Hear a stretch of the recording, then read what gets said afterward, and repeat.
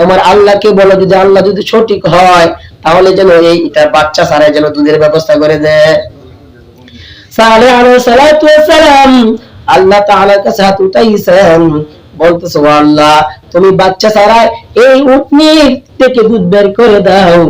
সালেহ আলাইহিস সালাতু ওয়াস সালাম যখন দোয়া করছেন, দেখে ওয়ালানগুলা দুধে পরিপূর্ণ হয়ে গেছে।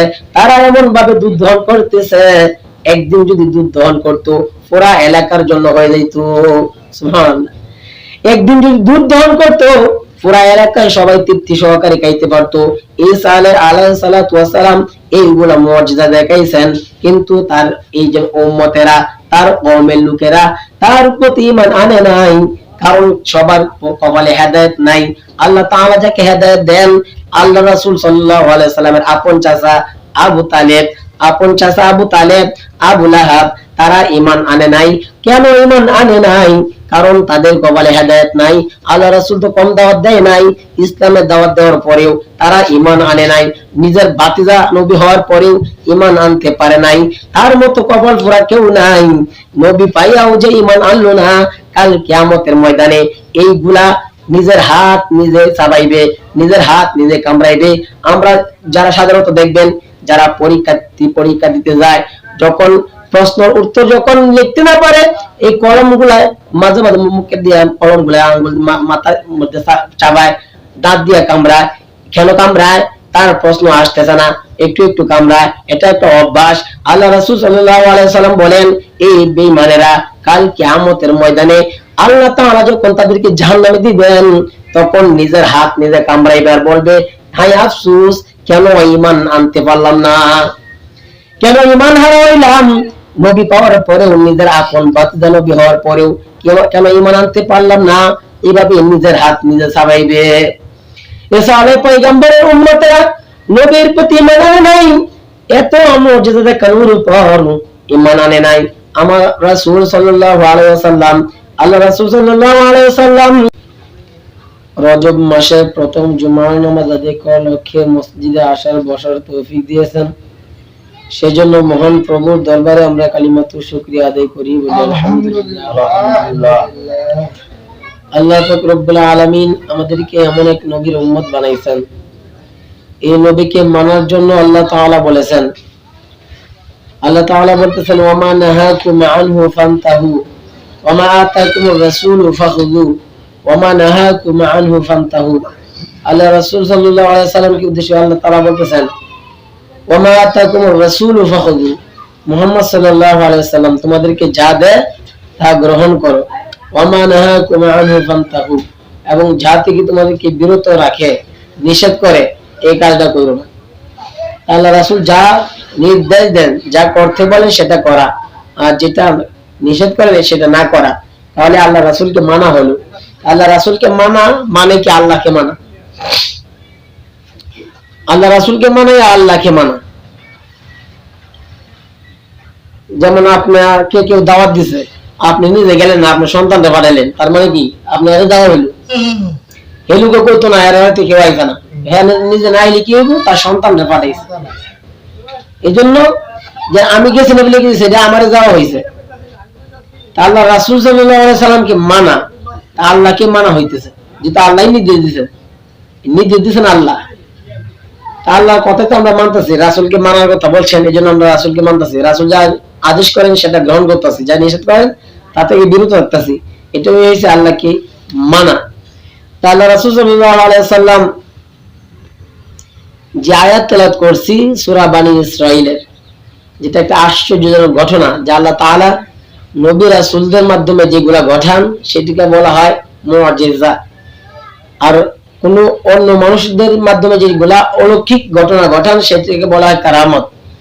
তো মুআজিজা, আল্লাহ তাআলা সবচেয়ে মুআজিজা যেটা শ্রেষ্ঠ মুআজিজা কোরআন শরীফ, আল্লাহ তাআলার কোরআন, যে একটা কোরআন, এটার ব্যাপারে আল্লাহ তাআলা বলতেছেন, উল্লাইন যে তাবাআতা হাওয়াউ উল্লাইন যে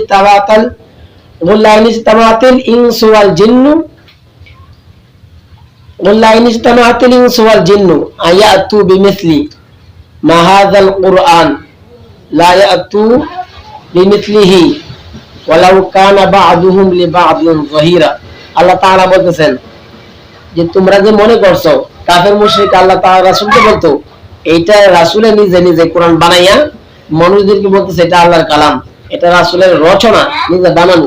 তখন আল্লাহ তাআলা এই আয়াত তেলাওয়াত করে বলতেছেন তোমরা যে বলো এটা মানুষের বানানো, এখন তোমরা শুধু মানুষ নয়, যত জিন জাতি আমি বানাইছি, যত মানুষ জাতি বানাইছি, গোটা মানুষ এবং জিন জাতিকে নিয়ে তোমরা একত্রিত মিলিত হইয়া তোমরা চেষ্টা করে একটা কোরআনের মতন কোরআন বানায় দেখাও। এই কোরআনের মতন কোরআন বানায় দেখাও। আল্লাহ তাআলা বলেন এই কথা বলার পর তারা তো পারবে না।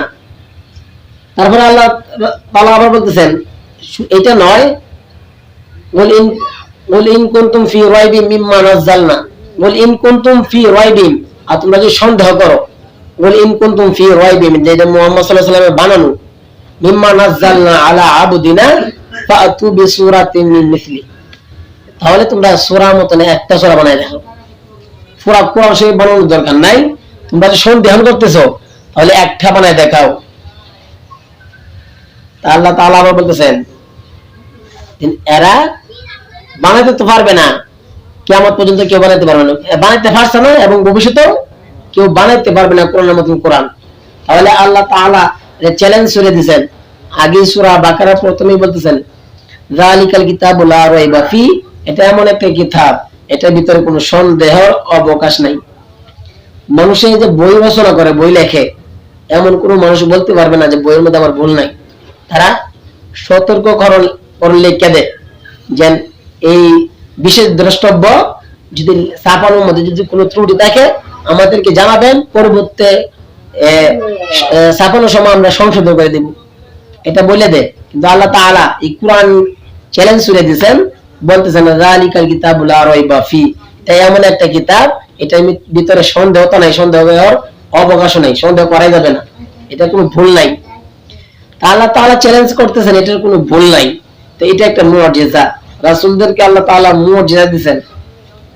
সালেহ আলাইহিস সালাতু ওয়াস সালাম আল্লাহর এক নবী ছিল, সালেহ আলাইহিস সালাম। তো এই নবী যে ছিল তার কওমের লোকেরা, তখন তাদের যে কওমের লোকেরা আগে যে ভালো ভালো লোক ছিল 5 জন, তারা বুজুর্গ ছিল, আল্লাহ ওয়ালা ছিল, এই তাদের মূর্তি বানায় তারা পূজা করা শুরু করছে। যারা আল্লাহ ওয়ালা তাদের মূর্তি বানায় মুসলমানে পূজা করে। এখনো যে দরগা যারা আল্লাহ ওয়ালা, শাহজালাল বলেন, শাহফরান বলেন, শাহজালাল, শাহফরান, শাহ সুলতান, যত পীর আউলিয়া আছেন তাদেরকে কেন্দ্র করিয়া মুসলমানরা পূজা করে।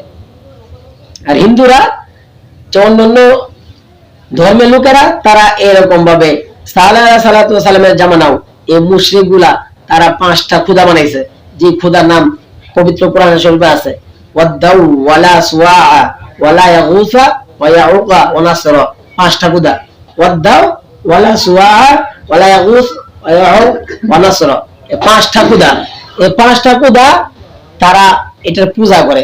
সালেহ আলাইহিস সালাম যখন দ্বীনের দাওয়াত দিলেন তার কওমের লোকদেরকে বলতেছেন তোমরা এই কাজ করবা না, এক আল্লাহর ইবাদত করো। তারা বলতেছে এক আল্লাহ, আমরা 5 খোদার ইবাদত করি, তুমি বলতেছো তোমার খোদা এক, তাহলে আমার খোদা হইছে আমরা 5 জন। তারা মনে করে তারা এর প্রভু, এর দেবতা 5 জন, আর তুমি বলতেছো একজন। এটা কি করা যাবে? আগামী কালকে তুমি যে নবী এটার দলিল দাও, নবুয়তের দলিল দাও। তো সালেহ আলাইহিস সালাম এরপর একদিন তারা একটা বৈঠকের আয়োজন করলো, আমরা সবাই একত্রিত হইব, আমাদের খোদাকে আমরা ডাকবো, যদি আমাদের খোদা আমাদের ডাকে সাড়া দেয় তাহলে তুমি আর দাওয়াত দিতে পারবা না, আর যদি আমাদের খোদা যদি আমাদের ডাকে সাড়া না দেয় তোমার আল্লাহকে ডাকবা, যদি তোমার আল্লাহ যদি সাড়া দেয় তাহলে বুঝবো যে তোমার আল্লাহ সঠিক, তাহলে আমরা এই ধর্ম গ্রহণ করব। তো এই তারা তার কওমের লোকেরা তারা বলতেছে ওয়াদাউ ওয়ালা সুআ ওয়ালা ইয়াগুস ওয়া ইয়াউক ওয়া নাসরা, তারা এই 5 জন দেবতার নামে তারা ডাক দিছে। এই 5 জনকে ডাকতেছে ওয়াদাউ ওয়ালা সুআ ওয়ালা ইয়াগুস ওয়া ইয়াউক ওয়া নাসরা। এই 5 জন খোদাকে যখন তারা নাম ধরে যখন সম্বোধন করিয়া যখন ডাক দিল, এই খোদার কোনো সারা শব্দ নাই। এখন সালেহ পয়গম্বর আল্লাহ রাব্বুল আলামিন কে সালেহ আলাইহিস সালাতু ওয়াস সালাম দুইটা হাত উঠাইছে, তার কওমের লোকেরা বলতেছে, ও সালেহ তুমি দাঁড়াও দাঁড়াও, তুমি হাত তুলছো কেন? আল্লাহর কাছে দোয়া করব। কেন দোয়া করবা?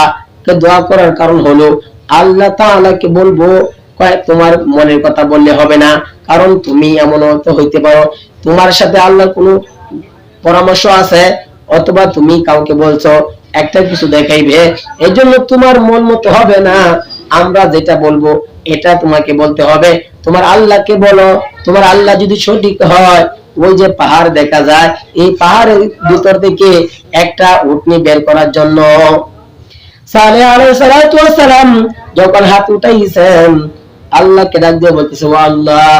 আবার বলতেছে, দাঁড়াও দাঁড়াও, ও সালেহ পয়গম্বর, তোমার এভাবে দোয়া করলে শুধু হবে না, তুমি যে দোয়া করবা, ওই যে দেখা যায় পাহাড় থেকে একটা উটনি বের করো, এমন তো হইতে পারে পাহাড়ের ভিতর আগে থেকে উটনি আছে, এই পাহাড় থেকে বের করলে হবে না, ওই যে আলাদা একটা পৃথক পাথর দেখা যায়, ওই পাথরের একটা ছোট পাথর, এই পাথরের ভিতর থেকে একটা উটনি বের করতে হবে।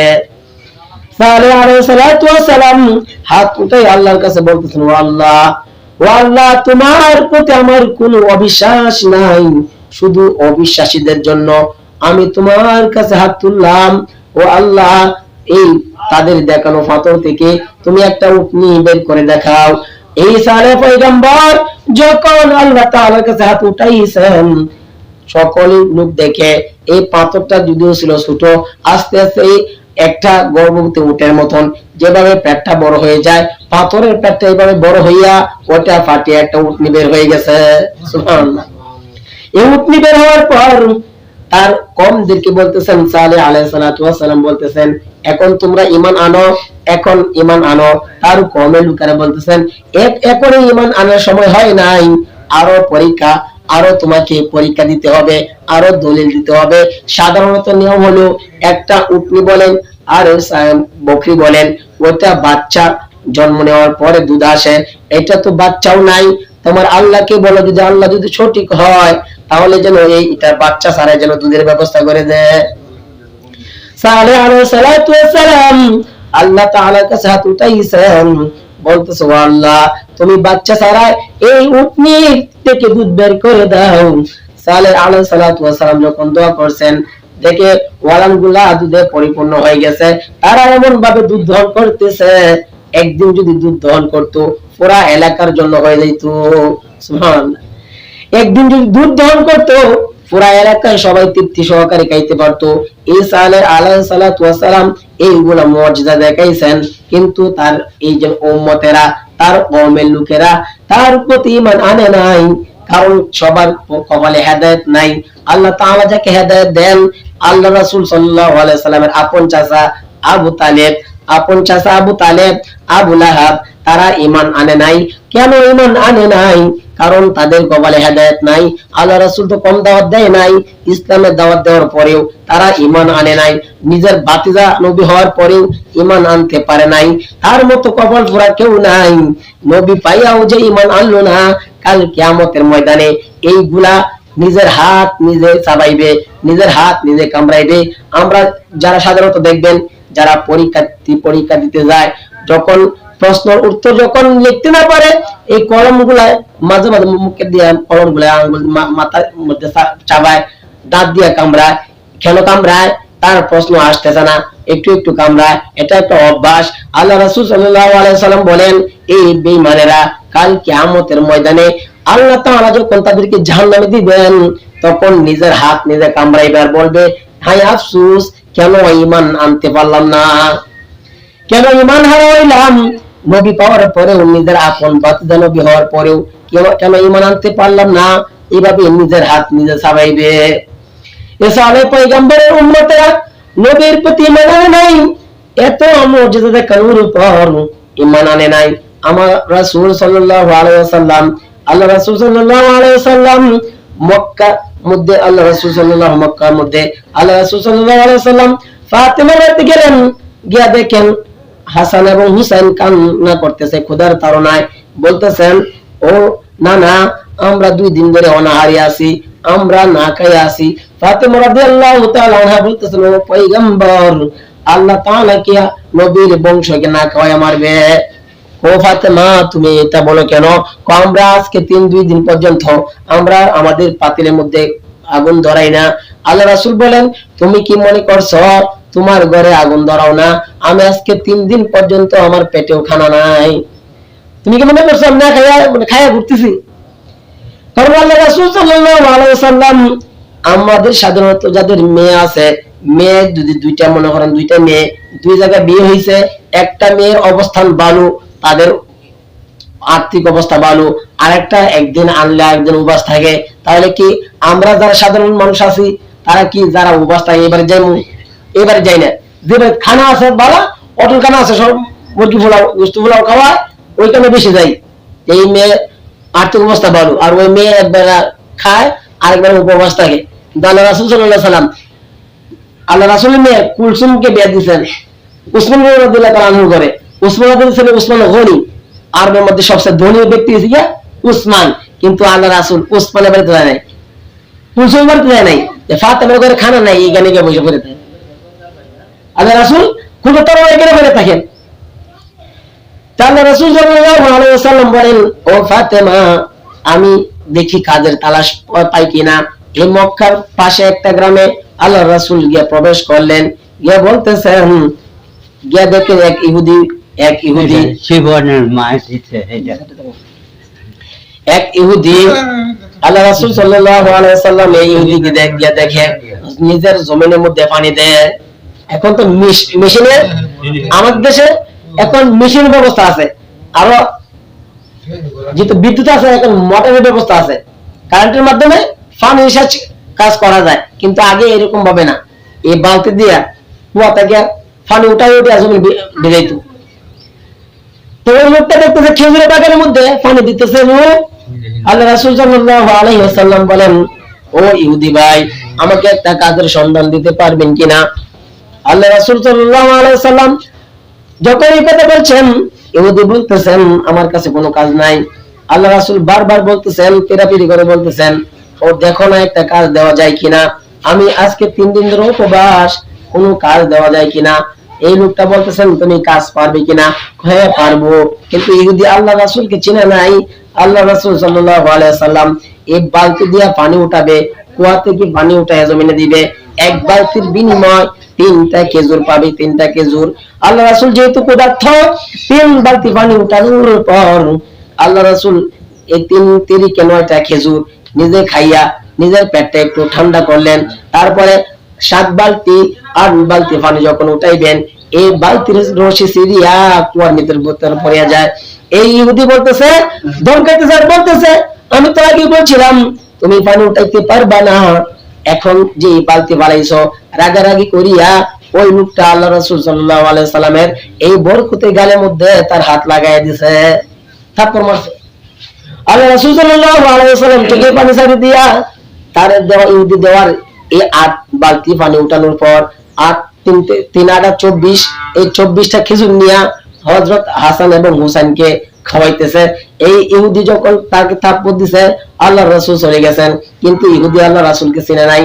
হঠাৎ তার কানে যেন কে যেন বলতেছেন ও ইহুদি তুমি কার গায়ে আঘাত করছো জানো নি? সে আর কেউ নয়, উনি আখিরি নবীর আখিরি জামানার পয়গম্বর হযরত মুহাম্মদ সাল্লাল্লাহু আলাইহি ওয়াসাল্লাম। এই লোকটা বুঝতে পারছে আমি যে নবীর গায়ে আঘাত করছি এখন আমার উপরে গজব আসবে, কারণ নবীকে আক্রমণ করলে গজব আসবে, নবীকে আক্রমণ করে কেউ ক্ষমতায় থাকতে পারবে না, তার উপরে গজব আসবে। নবীর ওয়ারিস আলেম উলামা, এই আলেম উলামাদের উপর যদি আক্রমণ করা হয় তার উপরে আল্লাহ তাআলার উপরে থেকে গজব আসে। এইজন্য এই আলেম উলামা এবং ওয়ারাসাতুল আম্বিয়া নবী আলাইহিস সালাতু ওয়াস সালাম এই নবীর উপরে যখন আক্রমণ করছে এই কথা বলার পর এই ইহুদি সে নিজেকে নিজে দীক্ষা দিতেছে আমি কি করলাম, এমন একটা ভালো মানুষের হাতের আমি কি করলাম, কেন আমি তাকে থাপ্পড় মারলাম? তার হাতে যে তরবারি ছিল এই তরবারি দিয়া নিজের হাত নিজে কেটে ফেলছে, নিজের হাত উন্মুক্ত হইয়া। অনেক সময় দেখা যায় না আপনি সন্তানে মারছেন পরে নিজের হাত নিজের গায়ে কি করলাম বা নিজের হাতে নিজে আঘাত করে এই হাতটাতে মারছি, তো আমি আল্লাহ রাসূলকে মারলাম নিজের হাত নিজে কুপিয়া কাটিয়া। এই হাত ঝুলন্ত একটা হাত ঝুলন্ত হাত নিয়া আল্লাহ রাসূলের সন্তান বের হয়ে গেছে, গিয়া ডাকতেছে ও পয়গম্বর। ফাতেমা রাদিয়াল্লাহু তাআলা আনহাকে আল্লাহ রাসূল বলেন, দেখো কে আমাকে ডাকে।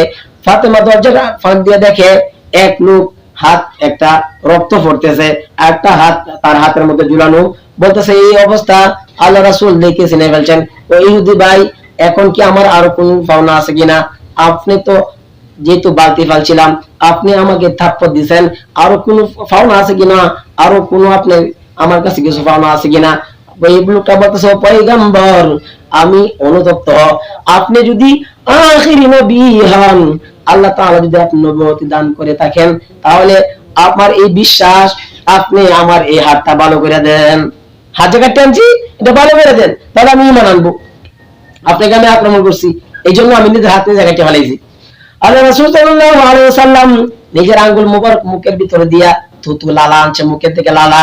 এই লালা নিয়া আমরা যে বাচ্চাদের দেখবেন কাগজ মানে মুখের লালা দিয়ে লাগায়, গামছারে লাগায়, তাহলে রাসূল সাল্লাল্লাহু আলাইহি ওয়াসাল্লাম মুখে লালা যখন লাগাইয়া প্রলাপ দিলেন, এটা দুইটা একত্রিত করিয়া যখন সাইডে দিবেন, দেখে একটা ইট আর একটা ইটের সাথে যেমন গাঁথনি দিলে একটা দাগ থাকে, প্লাস্টার করলে দেখা যায় না।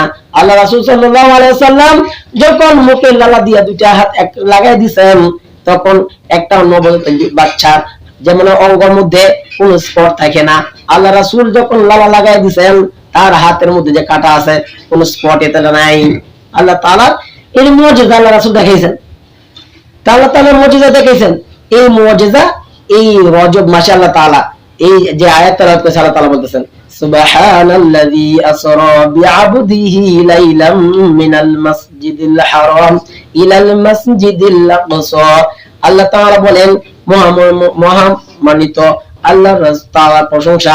আল্লাহ তাআলা বলতেছেন যে আমি আল্লাহ এক রাত্রির মধ্যে আমি আমার গোলামকে, আমার বান্দাকে, আবদিহি লাইলাম মিনাল মাসজিদিল হারাম, আমি মক্কা থেকে মসজিদুল হারাম থেকে মসজিদুল আকসা যেটা বাইতুল মুকদ্দাস, এই বাইতুল মুকদ্দাস পারইয়া সিদরাতুল মুনতাহা, আল্লাহ তাআলা বলেন আমি আসমান থেকে নিয়া আমি আমার সাথে সাক্ষাৎ করাইছি, বারাকনা হাওলাহু লিনুরিয়াহু মিন আয়াতিনা, এবং এই যে সফর করাইছি, এই সফরটা চতুর্দিকে আমি বরকতময় করিয়া দিছি। আল্লাহ তাআলা এই আশ্চর্য ঘটনা ঘটাইছেন, এই জন্য আল্লাহ তাআলা প্রথমে সুবহানাল্লাযী শব্দ ব্যবহার করছেন। যেমনি ভাবে আমরা কোন আশ্চর্যজনক ঘটনা শুনলে, একটা আশ্চর্যজনক কোন কথা শুনলে আমরা বলি সুবহানাল্লাহ সুবহানাল্লাহ, এই জন্য আল্লাহ তাআলা এই সুবহানাল্লাহ দিয়ে এই আয়াত এই সূরা বনী ইসরাইলের প্রথম আয়াত শুরু করছেন। এজন্য এই আয়াত, এই মাস রজব মাস আল্লাহ তাআলা আল্লাহ রাসূলকে নিয়ে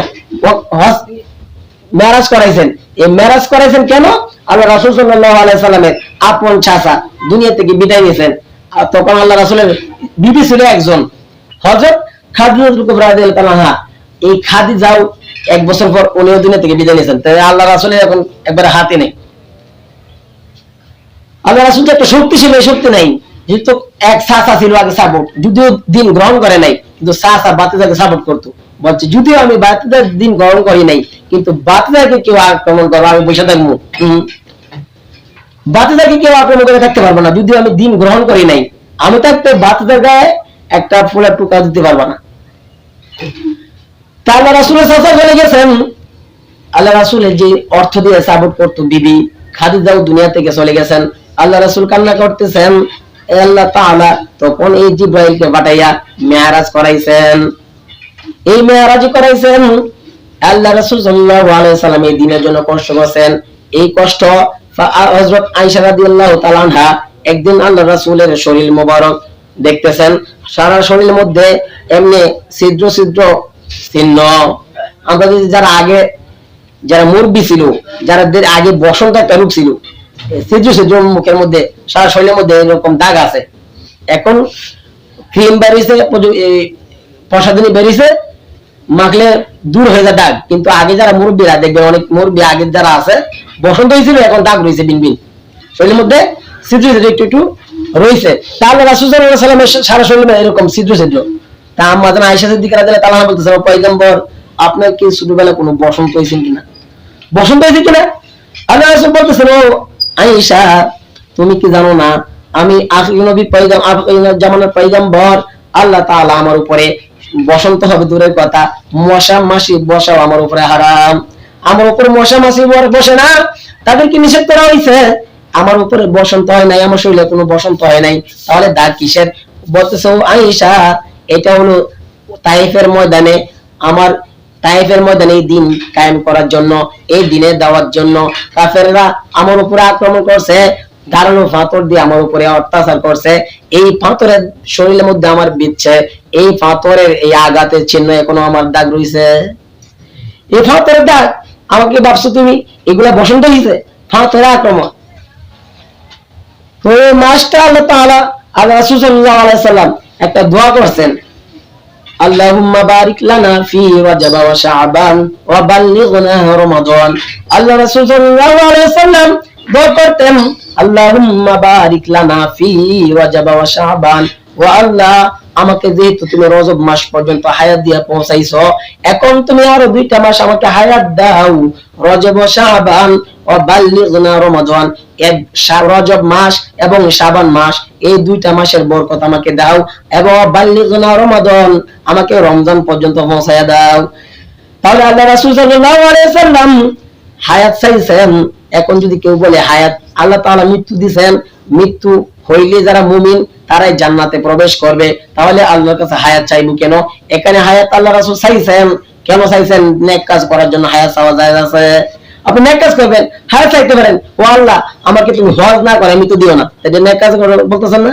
আমাকে হজ করাইও, হজের আগে আমাকে মৃত্যু দিও না। আপনি ভালো নিয়ত করছেন, হায়াত চাইতে পারেন আল্লাহর কাছে, ভালো নিয়তের জন্য হায়াত চাইতে পারেন। কারণ হায়াতে যখন আপনি হায়াতটা যদি নেক কাজের হয়, তাহলে এই হায়াতটা দাম আল্লাহর কাছে বাইরে যায়। যেমন হযরত তালহা রাদিয়াল্লাহু তাআলা আনহু উনি স্বপ্ন দেখতেছেন। হযরত তালহা রাদিয়াল্লাহু তাআলা আনহু বলেন, আমি স্বপ্ন দেখলাম এক গোত্রের 2জন লোক একত্রে ইসলাম ধর্ম গ্রহণ করছে। একটা লোক 1 বছর আগে যুদ্ধের ময়দানে গিয়ে শহীদ হয়েছে, আর একটা লোক স্বাভাবিকভাবে 1 বছর পর মৃত্যুবরণ করছে। কিন্তু আমি আশ্চর্য হয়ে গেলাম, যে লোকটা শহীদ হয়েছে তার থেকে যে 1 বছর পরে মারা গেছে সে জান্নাতে আগে প্রবেশ করছে।